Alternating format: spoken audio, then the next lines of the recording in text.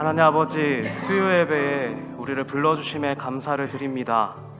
이 예배의 주인 되심을 이 시간 고백합니다. 주님께서 오늘 우리에게 하신 말씀을 우리가 들을 수 있도록, 들을 귀 있는 자들이 될 수 있도록 하여 주시고, 우리의 마음 또한 좋은 밭이 되게 하셔서 주님께서 오늘 우리에게 주신 말씀을 열매 맺는 삶 살게 아버지 인도하여 주시옵소서. 이 모든 말씀 지금도 살아계시는 예수님의 이름으로 기도했습니다. 아멘. 네, 오늘 하나님께서 주시는 말씀은 다니엘서 6장 10절의 말씀입니다. 다니엘서 6장 10절의 말씀입니다. 다 같이 합독하시도록 하겠습니다. 다니엘이 이 주소에 왕의 도장이 찍힌 것을 알고도 자기 집에 돌아가서는 윗방에 올라가 예루살렘으로 향한 창문을 열고 전에 하던 대로 하루 3번씩 무릎을 꿇고 기도하며 그의 하나님께 감사하였더라. 아멘. 네, 오늘은 한사랑교회 담임 목사님이신 김강도 목사님께서 말씀 전해주실 때 많은 은혜 받으시기 바랍니다. 네, 반갑습니다. 우리 옆에 계신 분과 우리 한 번만 더 인사하겠습니다. 복된 은혜, 복된 저녁 됩시다. 네.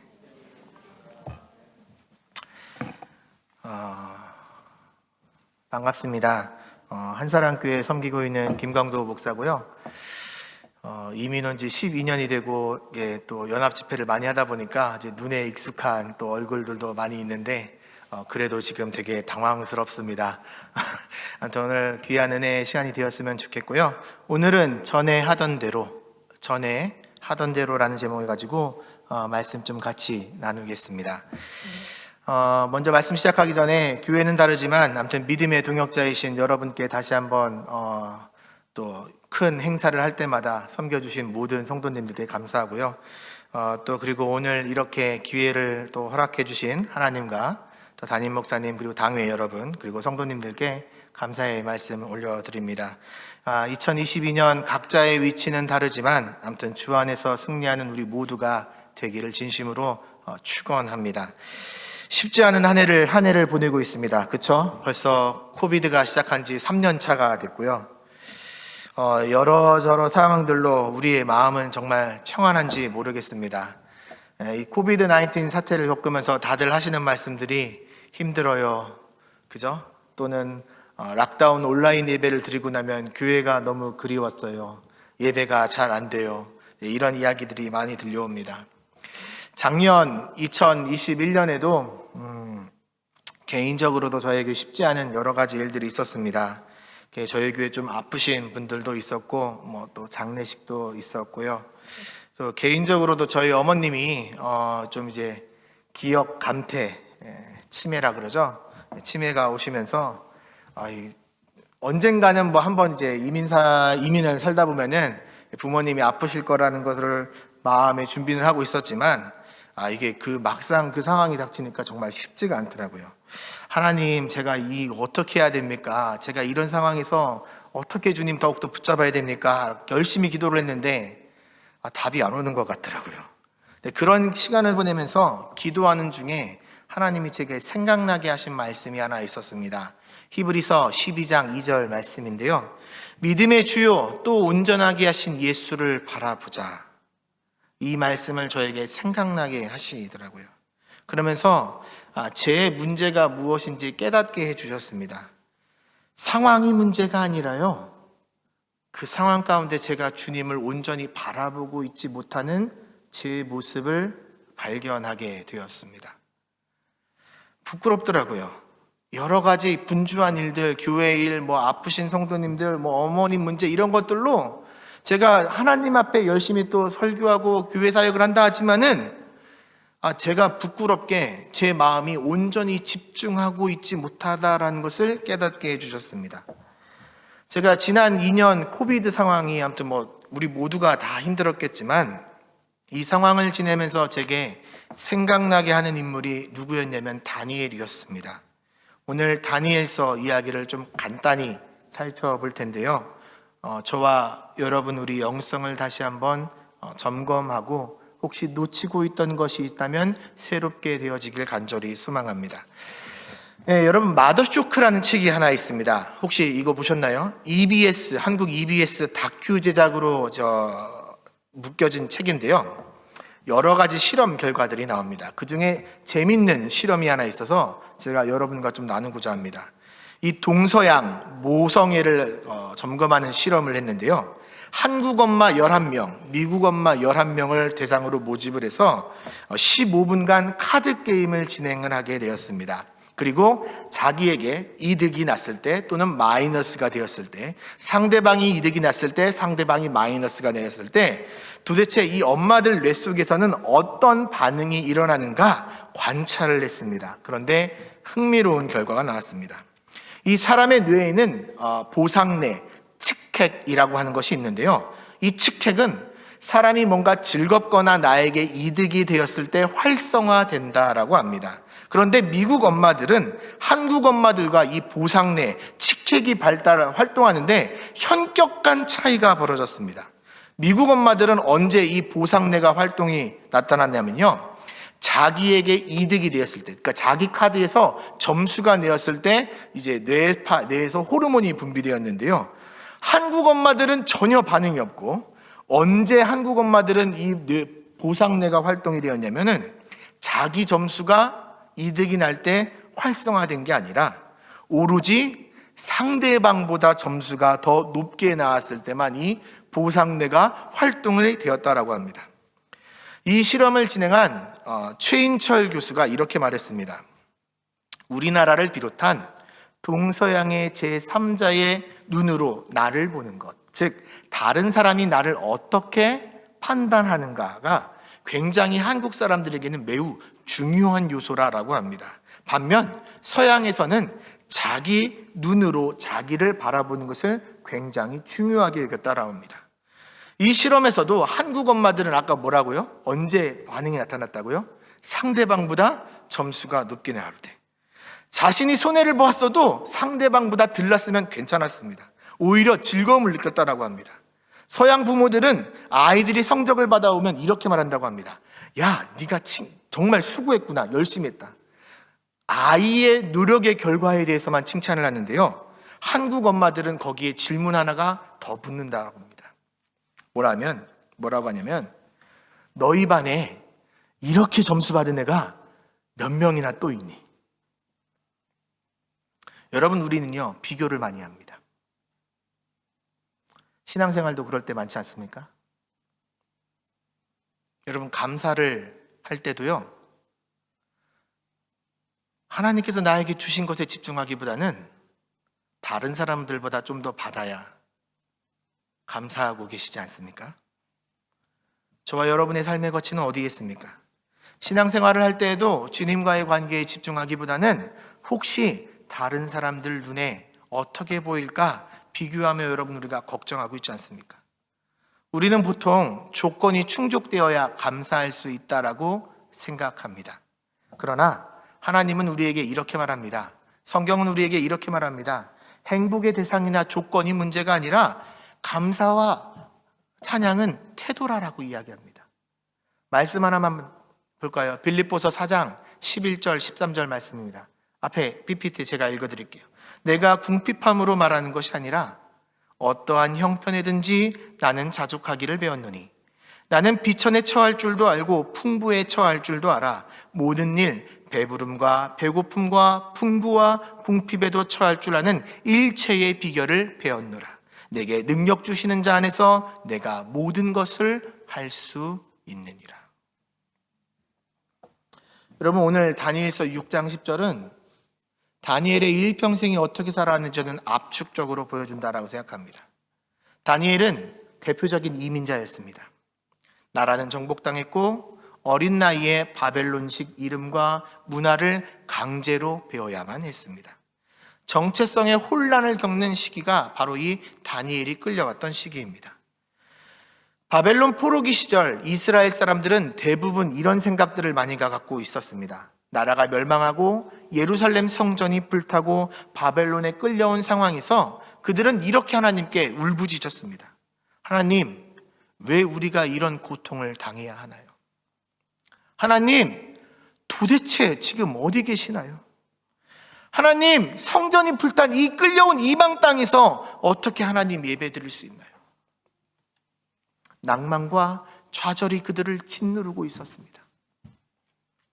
저는 이 코비드 19 사태가요, 마치 꼭 다니엘이 바벨론에 끌려갔던 그 시기와 별반 다를 것이 없다라고 생각합니다. 이런 생각을 갖고 있던 것이 그 당시 대부분 사람들이었습니다. 그런데 다니엘은 그렇지 않았습니다. 어려운 상황에서도 하나님을 의지했고, 바울이 아까 말했던 것처럼 어떠한 형편과 상황에 있던지 간에 그것과 상관없이 주님을 향해 전해하던 대로 오늘 말씀에 보면 나아갔다라고 합니다. 여러분, 다니엘이 이렇게 살 수 있었던 이유가 무엇일까요? 여러 가지 이유가 있겠죠. 하나님의 지혜와 명철도 주셨고, 총리라는 직책까지 올라갔습니다. 그런데 저는요, 다니엘의 삶에서 우리가 더 중요하게 봐야 되는 것은 다니엘이 총리가 되었기 때문에 우리가 그를 본받아야 되는 것이 아니라요, 이민 생활의 삶 가운데서 어떠한 상황에서든 흔들리지 않고 주님을 향해 예배하고 바라볼 수 있었던 그 삶의 태도에 저는 더 높은 점수를 주고 싶습니다. 지금 여러분, 다니엘서 6장은요, 다니엘을 향해 정적들이 올무를 놓고 기다리고 있는 중입니다. 다니엘이 총리가 되니까 시기한 자들이 생겨났습니다. 너 어디 한번 걸려보기만 해봐라. 그래서 이 다니엘이 왕 말고, 그 당시 페르시아 왕 말고 다른 곳에 절하는 것을 발견만 하면은 사자굴에 던져 넣을 모든 괴략을 맞춰놓고 다니엘을 지켜보고 있는 상황입니다. 그런데 오늘 본문은 뭐라고 합니까? 다니엘은 예루살렘을 향한 창문을 열고 전에 하던 대로 하루 3번씩 무릎을 꿇고 기도하며 그의 하나님께 감사했다라고 이야기합니다. 여러분, 전에 하던 대로, 지금 여러분, 다니엘서 6장은 어느 시기냐면요, 다니엘이 포로로 끌려온 지 약 70년 가까이 지난 시절이에요. 다니엘이 10대가 아니라 지금 거의 80 가까이 노년이 된 시기에 지금 성경은 뭐라고 하냐면은 전에 하던 대로.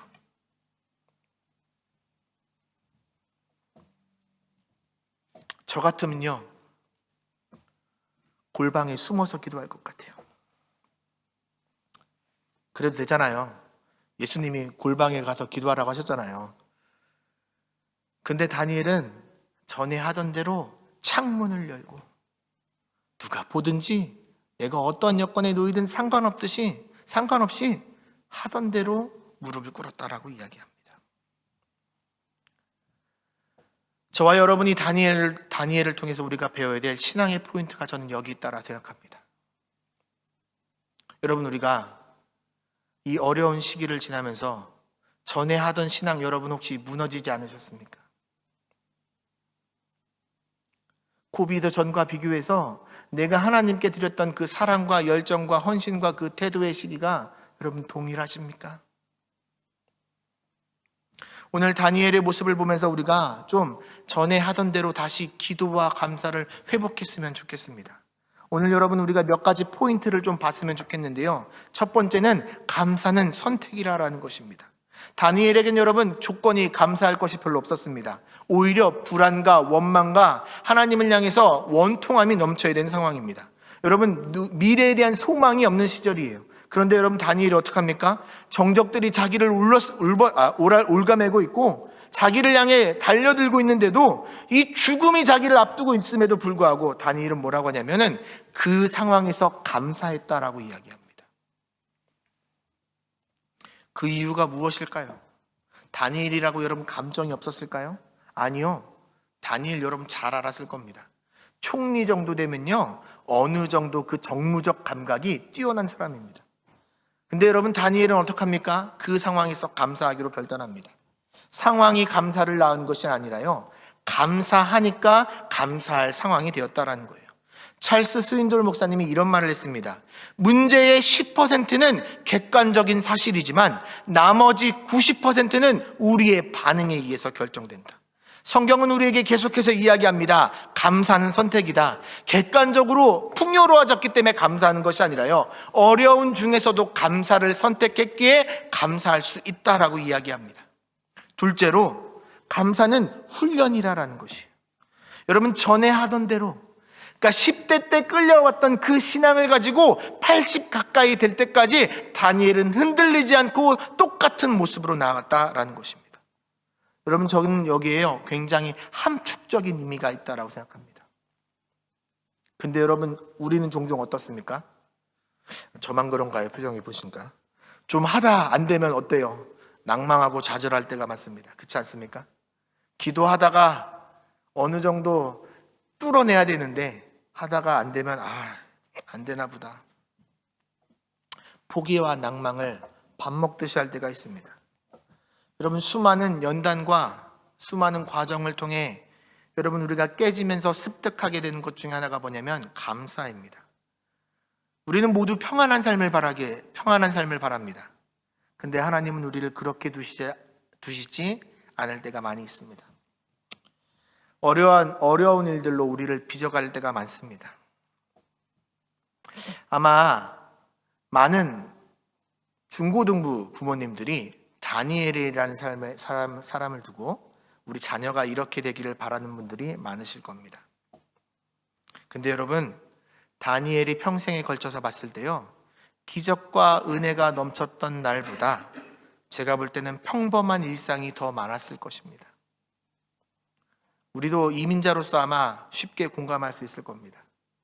우리가 이 뉴질랜드라는 곳에 살지만, 이 좋은 곳에 하나님이 허락하신 우리를 삶이 있지만, 그것보다 때로는 외롭고 힘들고 여러 가지 상황에서 우리가 부딪히며 살 때가 얼마나 더 많이 있습니까?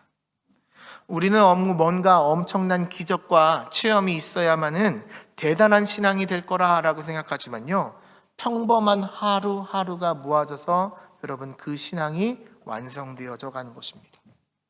여러분, 다니엘이 전에 하던 대로 기도와 감사를 놓지 않을 수 있었던 이유는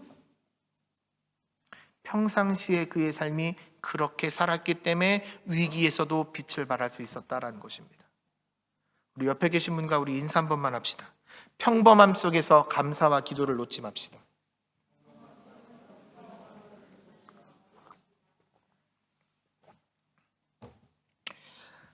제가 좋아하는 목사님 중에 한 분이 마크 부캐넌 목사님입니다. 이분이 이런 글을 썼습니다. 아프리카 우간다에 가서 집회를 인도하게 되었다. 설교 전에 혹시 간증을 할 사람이 있냐 물었더니 한 여성이 나와서 간증을 시작했다. 형제자매 여러분, 우리 예수님 너무 좋으신 분이에요. 그러니까 아프리카 교인들 그 특유의 그 리듬이 있잖아요. 말해주세요, 빨리 말해주세요 라면서 환호성을 질렀다. 저는 주님을 너무 사랑해요. 예수님이 얼마나 좋은 분이라는 것을 어디부터 말해야 될지 모르겠어요. 그러자 회중들은 또 외쳤다. 자매님, 그것부터 빨리 말해주세요. 그분은 너무 제게 좋으신 분이에요. 저는 늘 주님을 찬양해요. 신발이 필요해서 지난 석 달 동안 신발을 달라고 기도했어요. 그녀는 교인들이 볼 수 있도록 다리 한 짝을 올려들었다. 아주 평범한 신발이 그녀의 발을 감싸고 있었다. 주님이 제게 신발을 주셨어요. 할렐루야 했더니 우간다에 있는 그 성도들 다 같이 막 할렐루야를 외치고 막 또 댄스를 시작하는 거예요. 이 부캐넌 목사님이 이런 말을 합니다. 나는 가만히 있었다. 당황스러웠다. 아니, 창피했다. 신발 하나로 이렇게 좋아하다니. 나는 신발이 갖고 싶어서 기도해 본 적이 없다. 수없이 새 신발을 사 신었지만 그것 때문에 하나님께 감사했던 적은 없다. 그런데 미국으로 돌아오는 비행기 안에서 이 사건은 내게 쉽게 잊혀지지 않았다. 집에 돌아와 생각을 정리하면서 성경을 펼쳐 감사에 대한 구절들을 찾아보았다. 그런데 감사하는 것과 예수 그리스도의 능력의 임재를 경험한 것은 매우 밀접한 연관이 있었다. 우리는 감사할수록 하나님의 은혜와 능력을 더 깊게 체험하게 된다.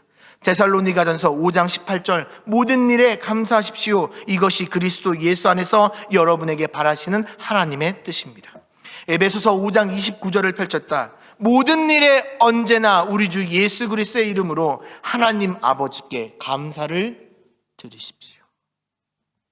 감사에 대한 구절을 찾다 보니 가장 중요한 신학적 개념은 성육신교리도 대속론도 신정론도 아니라는 생각이 들었다. 가장 중요한 개념은 신학적 개념은 감사라는 것을 깨달았다. 하나님을 안다라는 것은 하나님께 감사한다라는 것이다. 하나님을 예배한다라는 것은 하나님께 감사한다라는 것이다. 모든 일에 하나님께 대해서 감사한다라는 것은 하나님이 완벽하시고 선하시고 의롭고 강한 분임을 인정하는 행위이다. 저와 여러분 우리가 감사의 능력을 잊어버리고 있지 않습니까? 마지막 하나만 좀 더 보겠습니다. 다니엘은요, 감사의 능력을 가지고 나아갔다라는 것입니다. 다니엘이 여러분 지금 감사를 드렸다라고 하지만요, 아직 감사의 거리가 도래하진 않았습니다. 하나님이 감사할 것을 주실 것이라 믿고 감사했다라는 것이에요. 그렇지 않습니까? 어느 목사님이 그러시더라고요. 성도에게는 두 종류의 감사가 있다. 하나는 하나님이 하신 일에 대한 감사고, 또 하나의 감사는 하나님께서 하실 일에 대한 감사이다. 여러분, 하나님께서 우리에게 하신 일에 대한 감사는요, 누구나 다 할 수 있어요. 그렇지 않습니까? 감사할 것이 깨달아지면요, 그 상황이 되면 감사는 누구나 다 할 수 있습니다. 근데 어려운 상황에서 아직 일이 성취되었지 않았는데 미리 감사하는 건요, 여러분 쉽지 않습니다. 여러분, 감사를요 선포하는 삶을 사십시오. 그리고 하나님께 감사를 여러분 표현하십시오. 하나님은 우리가 감사를 드려지기를 원하고 계십니다. 제가 작년에 충격적인 본문을 하나 읽었습니다. 뭐냐면 누가복음 17장 11절 19절인데요. 거기 무슨 이야기가 나오냐면 문둥병자 10명의 이야기가 나옵니다. 아마 여기 수요 예배 나오신 분들 정도면 그 이야기 다 아실 겁니다. 문둥병자 10명이 고침을 받았는데, 그죠? 몇 명만 돌아왔나요? 예수님께? 그죠? 한 명만 돌아왔습니다. 근데요, 누가복음 17장 17절에 이런 말씀이 있습니다. PPT 띄워주시죠. 예수께서 대답하여 이르시되 10사람이 다 깨끗함을 받지 아니하였느냐? 그 9은 어디 있느냐? 예수님이요 지금 카운터를 하고 계셔요. 야, 내가 10명 고쳐줬는데 9명은 어디 가고 왜 너 혼자 왔냐? 지금 물어보고 계신 겁니다. 여러분, 아마 이 9명 중에는요, 감사해야 될 것을 까먹은 사람도 있을 수 있겠지만 저 같은 사람도 있었을 것 같아요. 저 같은 사람이 어떤 사람이냐면, 감사하긴 감사한데 쑥스러워서 감사를 표현을 못하는 사람도 저는 있었을 것이라 생각을 해요. 제가 그래요. 제가 MBTI 성격 보면요, I입니다. 잘 표현을 못합니다. 쑥스러워합니다. 항상 설교 끝나면 우리 교회 성도님들이 하는 말이 뭐냐면, 목사님 손이 왜 이렇게 차요? 설교할 때 긴장해서 그렇습니다. 제가 표현을 잘 못합니다. 그런데 제가 이 본문을 읽고 충격을 받았습니다. 아, 마음속으로만 하는 거는 안 되겠구나. 감사를 표현해야겠구나.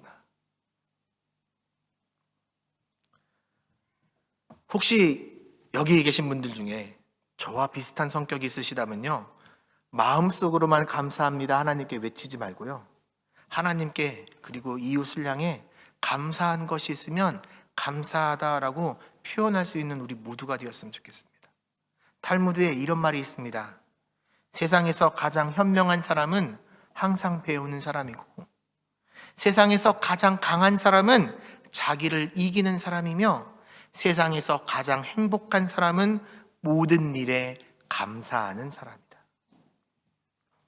여러분, 환경이 답답하고 원망이 나오실 때 우리가 감사하기로 결단하고 주님께 나아갔으면 좋겠습니다. 하나님 우리와 함께 하십니다.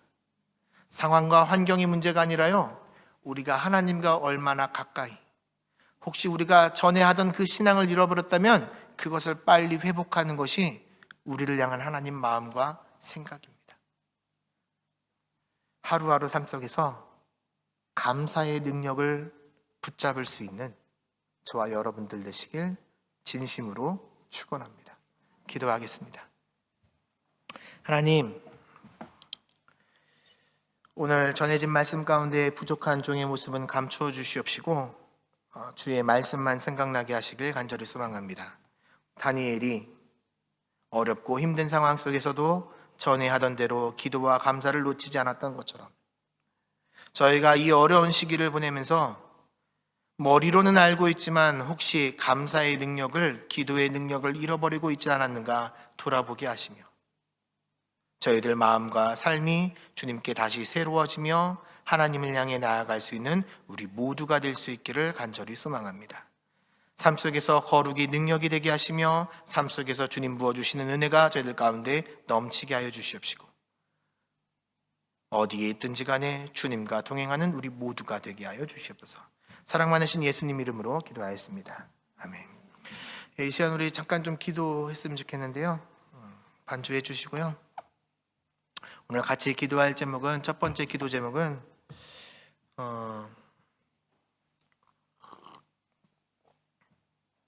방금 말씀 들었던 대로 하나님, 제가 전에 하던 그 마음과 신앙을 잃어버린 것이 있습니다.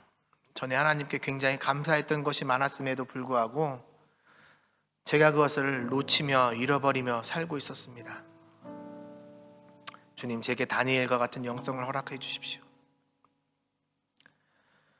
10대 때 끌려와서 80이 될 때까지 변함없이 전에 하던 대로 하나님께 나아갔던 것처럼 주님, 제가 주님 바라보며 다시 마음이 새로워지게 해달라고 이 시간 우리 잠시 한번 같이 기도하시겠습니다. 우리 기도 하나만 더 했으면 좋겠는데요. 오늘 제가 여기 와서 잠깐 좀 한 10분 정도 말씀 준비하는 가운데 좀 이 기도 제목을 좀 같이 나눠야겠다라는 마음을 좀 주셨습니다. 다른 게 아니라요, 우리 배수희 목사님을 위해서 좀 같이 기도해 주셨으면 좋겠는데요.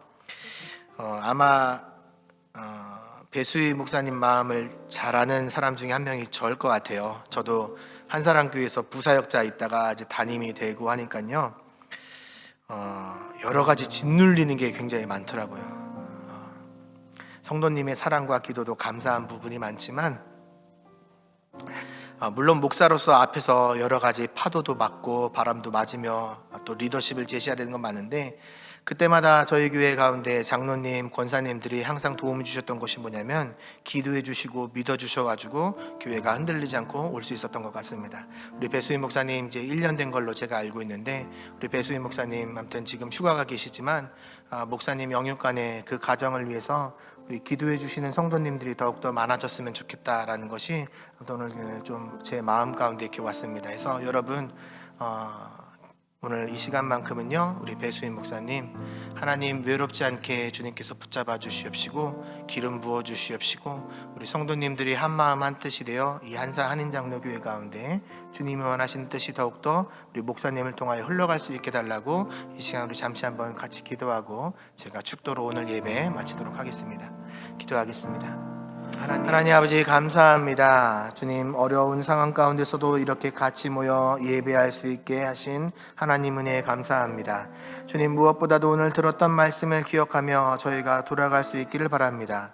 감사해야 된다는 것은 알고 있지만, 감사가 능력이라는 것을 저희가 알고 있지만 그렇게 살지 못했다면은 다시 돌아오게 하시고, 다니엘의 삶 가운데 힘들고 어려운 때가 있었지만 전에 하던 대로 기도와 감사를 놓지 않았기에 하나님, 다니엘이란 인물을 통해서 하나님께서 역사의 계획들을 알리시며 이끌어 가셨던 것처럼 저희들 삶 가운데 주님 부으시는 은혜와 감격이 더욱더 넘치게 하여 주시옵소서. 환경과 상황에 저희가 좌절하지 않게 하시고 여전히 일하시며 우리와 동행하시며 우리 가운데 일하실 하나님의 놀라우신 능력을 저희가 바라보며 나아갈 수 있기를 간절히 소망합니다. 한인장로교회를 주님 축복합니다. 이 교회 가운데 하나님 더욱더 능력을 부어주시옵시고, 하나님 또 지역교회, 또 가장 큰 교회로서 여러 가지 일들을 감당하고 있는데 하나님, 그 수고하는 가운데 기쁨이 넘치게 하시며 이 교회 가운데 하나님께서 원하시는 일들이 풍성케 하여 주시옵시고, 특히 또 담임 목사님을 비롯하여 주님, 또 모든 장로님, 또 안수 집사님, 교회 모든 성도님들 가운데 한 마음과 한 뜻이 되어 주의 일을 아름답게 감당할 수 있는 은혜를 더욱더 부어 주시옵소서. 이제는 예수 그리스도의 무한하신 은혜와 성부 하나님의 극진하신 사랑과 성령님의 내주 교통함의 역사가 오늘 말씀을 간직하며 돌아가는 모든 심령 가운데 이제로부터 영원토록 함께 있을지어다. 아멘.